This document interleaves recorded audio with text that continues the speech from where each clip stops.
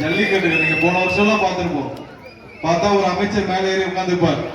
அவருடைய சொந்தங்கள், அவருடைய பந்தங்கள், அவருடைய நிர்வாகிகள் எல்லாம் இருப்பாங்க. அவங்க தான் நின்று ஏதோ ஜல்லிக்கட்டே கண்டுபிடிச்ச மாதிரி இருப்பாங்க. இனிமேல் அப்படிதான் இருக்காது. பொதுமக்கள் நீங்க தான் மேல இருப்பீங்க, நாங்கெல்லாம் கீழே.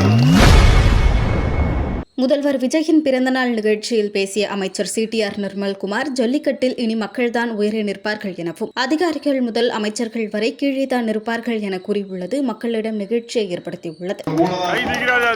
மக்களுக்கு என்ன தேவையோ அது கடைசி வரைக்கும் அவங்க கூட நிறைவேற்றோம். வர்றப்ப எல்லாம் நிறைய சொன்னாங்க, எல்லாத்தையும் கேட்டு வச்சுக்கிட்டோம். எல்லாம் தெரியும், இங்க என்ன பிரச்சனை இருக்கு, கழிவுநீர் பிரச்சனை இருக்கு, எல்லாம் தெரியும். இங்க நான் அவனியாபுரம் வர்றப்ப ஒரு முக்கியமான விஷயத்த சொன்னோம். நம்மளுடைய அவனியாபுரம் ஜல்லிக்கட்டு இந்த வருஷத்துல இருந்து ஜல்லிக்கட்டுக்கு நீங்க போன வருஷம்லாம் பார்த்திருப்போம். பார்த்தா ஒரு அமைச்சர் மேலே ஏறி உட்கார்ந்துருப்பார்.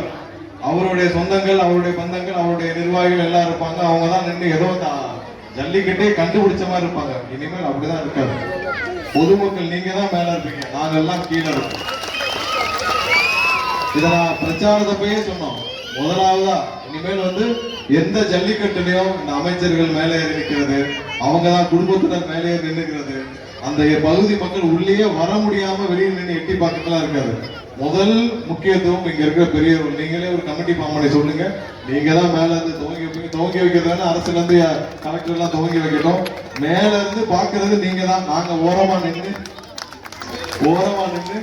எப்படி உங்களுக்கான வேலைகளை மட்டுமே செய்ய இருக்குமோ அதே மாதிரி வேலையை மட்டும் செஞ்சுட்டு இதே மாதிரிதான் எல்லா ஜல்லிக்கட்டும் நடக்க போதும். எங்கேயுமே மேல நின்று நாங்கள் ஏதோ இந்த அமைச்சர்கள் போன வருஷம் நாங்க எல்லாம் பார்ப்போம் டிவில எல்லாம் எப்படி இருப்பாங்கன்னு. அந்த பகுதியில் அவனியாபுரம் ஜல்லிக்கட்டா அவனியாபுரம் மக்களே உள்ள இருக்க மாட்டாங்க, யாரோ நடத்திட்டு இருப்பாங்க. அப்படிலாம் இருக்காது. எந்த பாகுபாடும் இல்லாமல் மக்களுக்கான ஜல்லிக்கட்டா இருக்கும். அதுல எந்த பாகுபாடு, எந்த ஜாதி பாகுபாடு, எந்த மத பாகுபாடு, எல்லாருக்குமான வாய்ப்புகளா இருக்கும்.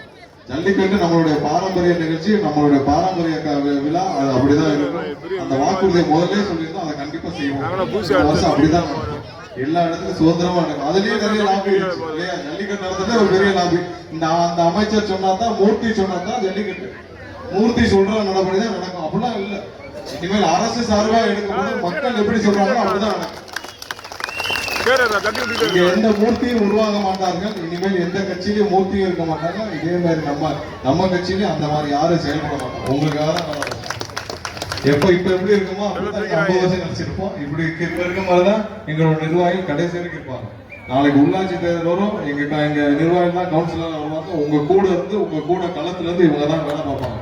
இதுக்கு முன்னாடி கவுன்சிலர் யாரும் பார்த்திருக்கீங்க? என்ன பாக்கலையா? யார் ஏரியா பக்கம் வந்திருக்காரு? கவுன்சிலர் எல்லாம் ஏரியா பக்கம் வந்திருக்காரு. நான் போன தடவை ஒரு இடத்துல பேசுறப்ப சொன்னேன், என்னாச்சு போன தடவை பேசுறப்ப சொன்னேன், கவுன்சில் 20 கோடி 30 கோடி கொள்ளையடிச்சாங்க. உடனே பயங்கர கோபமா எங்களை பார்த்து கொள்ளையடிச்சேன்னு சொல்லமா? உண்மையா தானே சொன்னேன். ஏதாவது போய் சொன்னா தைரியம் இருக்கா?